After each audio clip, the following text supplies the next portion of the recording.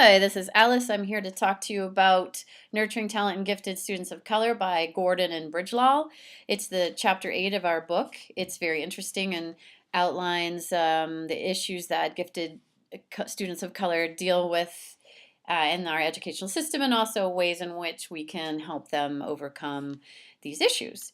The paper is laid out organizationally with first introducing conceptual ideas of giftedness, then reviewing the scope of underrepresentation of of students of color, and the overprediction phenomenon of students of color when they get to college, and the problems therein. Then it elaborates on the cause of this national crisis, what the background is on why this is a problem. Then it talks about how this problem is being addressed through MSP at the University of Maryland, and it gives evidence to prove how this is actually helping.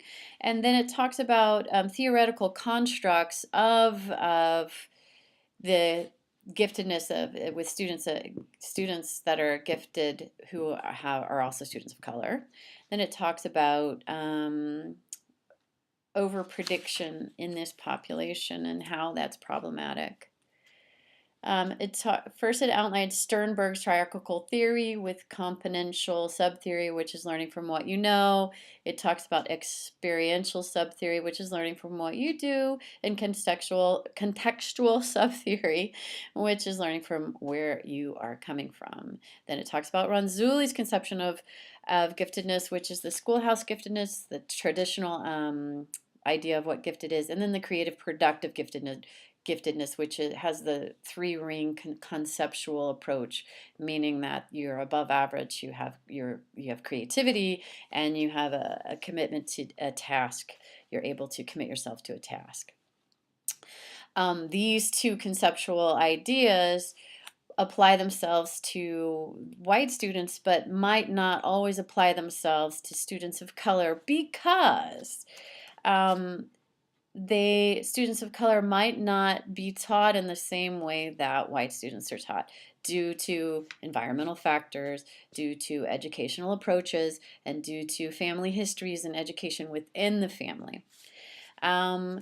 The MSP program at the University of Maryland is trying to combat this by supporting and honing in on rigorous academic discipline for students of color, and also training these students to increase their motivation, persistence, and goal orientation so that they can succeed within the traditional academic setting.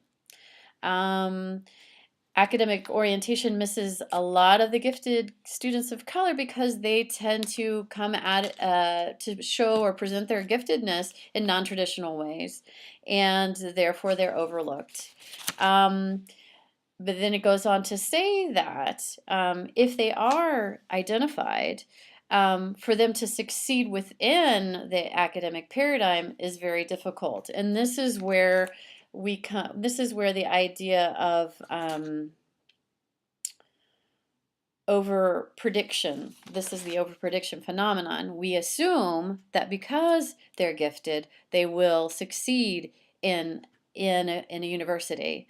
But what we don't take into consideration is everything that they bring from their background to the university, and the university being a place that's quite different from what they might be used to.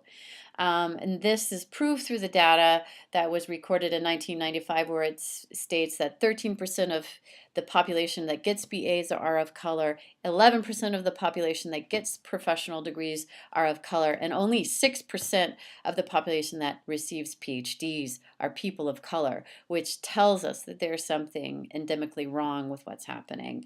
Bowen and Bachowin, they wrote a book called Shape of the River, which talks about Black graduates from high school with an SAT score of 1300 and above going to the University of not going to the University of Berkeley, that's later, going into college and being 4 percentile points lower than white students who got less than 1,000 on the SAT, suggesting that the Black students are coming in with a lack of preparation for college.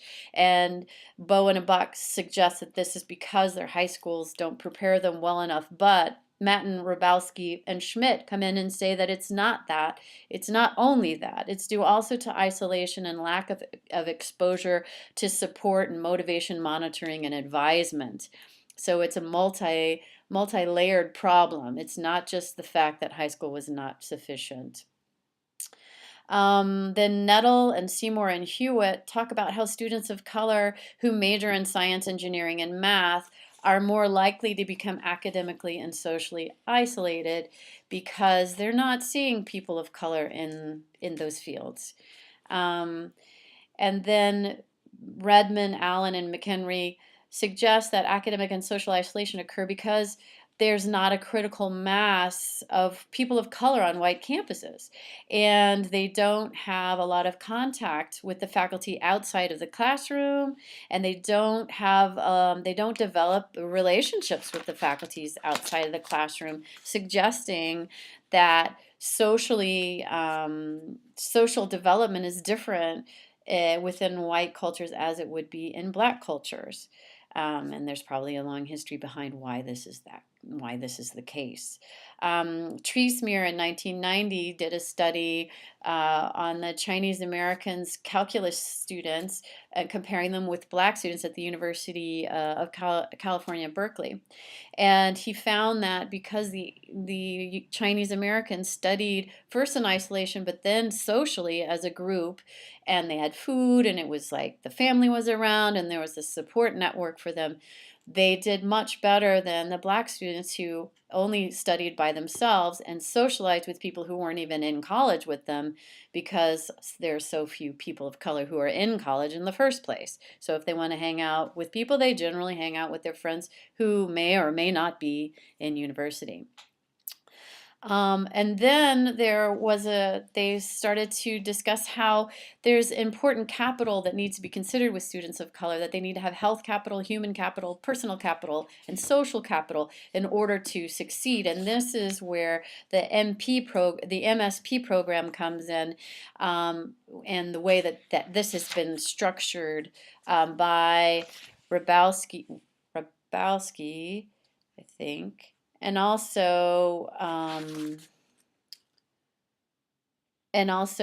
yeah, Glenn Rabowski. There are 9 components of this, which I found were really important and interesting, and that could apply not only to gifted students of color, but students of color in general. You create a critical mass of academically motivated students by encouraging them. You make sure that they're ready for college by preparing them through a summer bridge program. You explicitly explain what's going to be expected from them in their first year through the curriculum so that they know what they need to deliver. You assign the best faculty to assist these students so that they're assured to do well.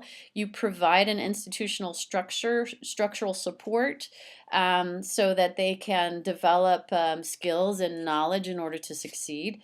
You construct supportive groups at varying levels depending on the students so that they have a group in which they can socialize and academically be on par with. Then you provide comprehensive financial support. Then you provide culture relevant experiences.